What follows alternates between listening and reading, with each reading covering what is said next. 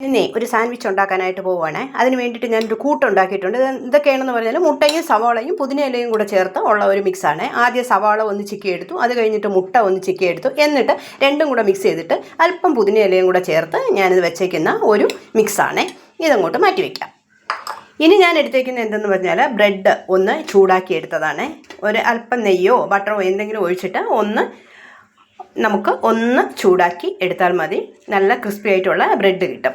Okay, ആ bread എടുത്ത് നമ്മളൊന്ന് വെച്ചിട്ട് ഒരു ലെയർ ഈ നമ്മൾ ചിക്കി വെച്ചിരുന്ന മുട്ടയും സവാളയും കൂടെ ചേർന്നുള്ള മിക്സ് ഒന്ന് വയ്ക്കുക.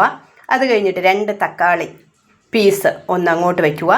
എന്നിട്ട് ഒരല്പം ഒരു ലെയറും കൂടെ ചെറുതായിട്ട് വെച്ചാൽ മതി വയ്ക്കുക.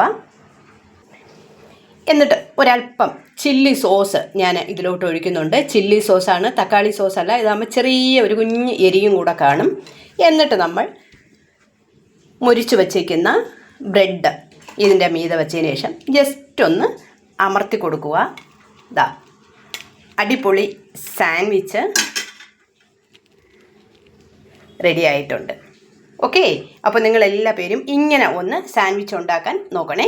നല്ല അടിപൊളി ടേസ്റ്റ് ആയിരിക്കും. കടയിൽ നിന്ന് വാങ്ങുന്നത് പോലുള്ള ഒരു വിഷാംശ മയണൈസോ ഒന്നും ചേർക്കാത്ത അടിപൊളി സാൻഡ്വിച്ച് നമുക്ക് ഉണ്ടാക്കിയെടുക്കാൻ പറ്റും. Okay, by.